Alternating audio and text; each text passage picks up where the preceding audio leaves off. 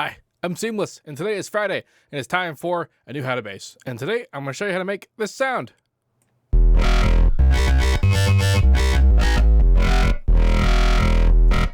Reverb optional.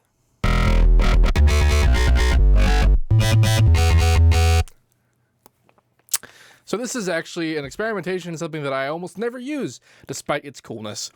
And this is Citrus's ability to do it's a feature called Unison index mapping.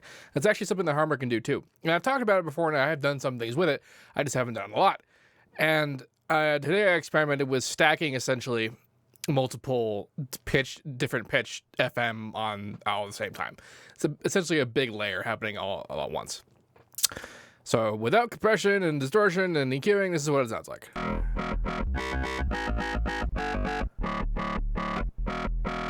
Good times. Now, Unison index mapping, if you're not sort of, just the way that this works is that for as many voices that there are Unison, you are able to change whatever parameter that you're using Unison index mapping on. You're able to change its value per voice. In this particular case, the primary thing I'm doing some other things too, is I'm altering the pitch of this second oscillator so that out of the 6 voices I have active, you can see the grid here, the poles represent one of those voices, and so the edges. 2 of them are 1 octave higher, 2 of them are the correct pitch, and 2 of them are 1 octave lower. This is the spread. And just because there's not a lot of panning happening here, because I've chosen to make them all. This is left and right. This is the distribution you're seeing is straight up left and right.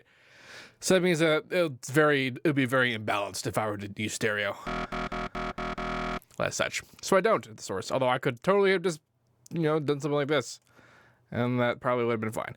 But that is neither here nor there. So what's happening is it's not that one oscillator is being FM'd by 6 different versions of one oscillator.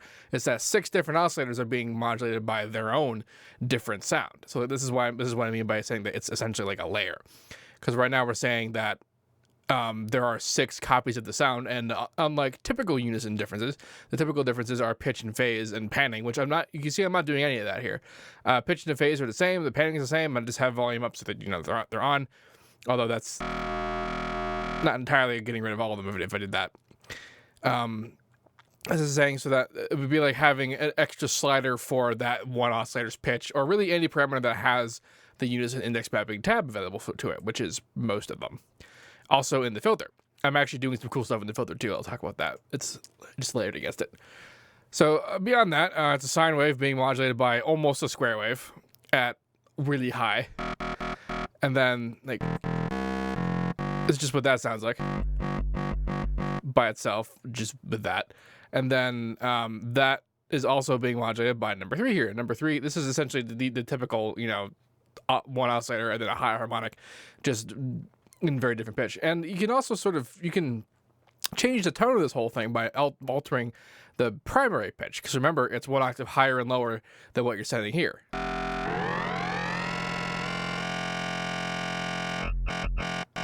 Give this EQ back just so we can see the harmonics.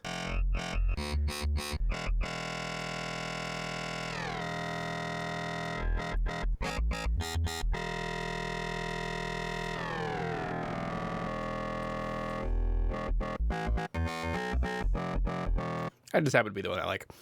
So we got this kind of bell sounding thing happening, and that's just by the nature of the octaves choice that I chose here. And I chose octaves because they're the ones that make the most sense. You could be clever and not do that, but then you get some kind of you get awkward phase cancellation, which typically I would sound pretty okay on one oscillator, but then with 6 of them together, it's not really fun for me personally.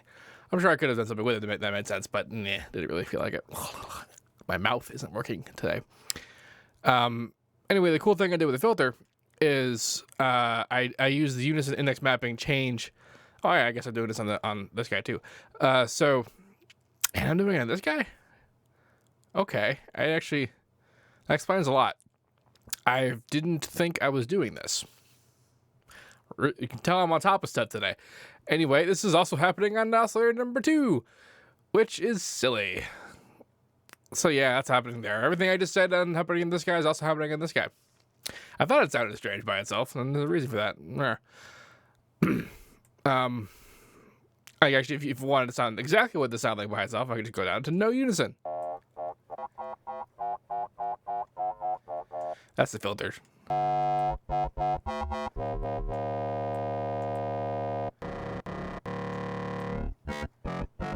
Right. So the filter. That's what that sounds like going through the filter. And what I'm doing is that in the cutoff, I'm actually changing the position of the cutoff for the bandpass filter, which means that we're essentially layering 6 different bandpass filters per unison voice. It's just that they're in slightly different positions. These two are the same for some reason. And so we're getting a kind of a phaser sort of chorus effect almost. Like a comb filter based thing.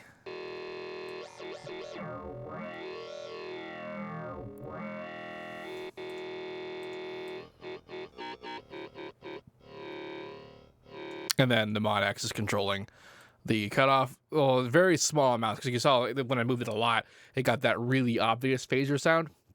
And I'm not a big fan of that. So hence just the tiniest motion layered together with already. Okay. There it is. And you get that. Good times. This is really combined with sort of recent FM stuff that I've done is pretty straightforward. This is the addition that we've essentially layered together 6 copies of it with different parameters on the pitch of the FM oscillators, which changes pretty radically what the sound sounds like.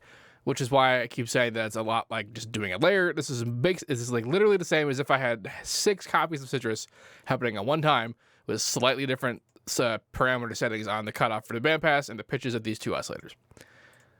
After that, you have this reverb to give it space. It's low diffusion, low size, and all that stuff, so that's pretty short, tinny kind of thing. Good times there.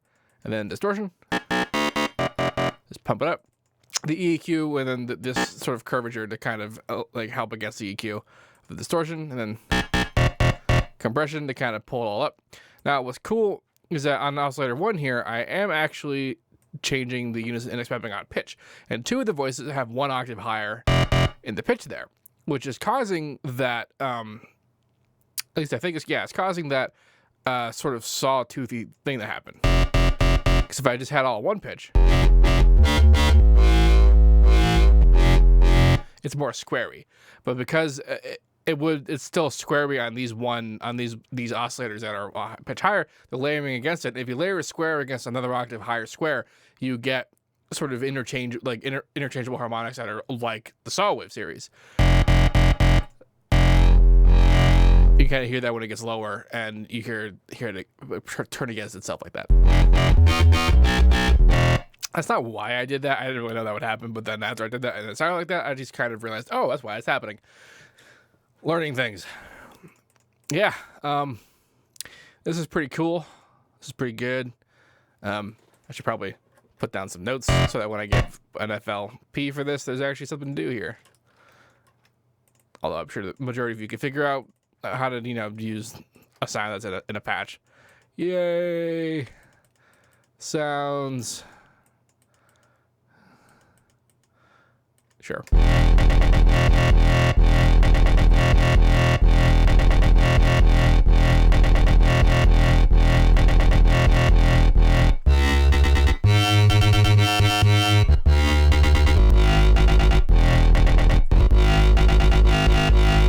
It's pretty cool.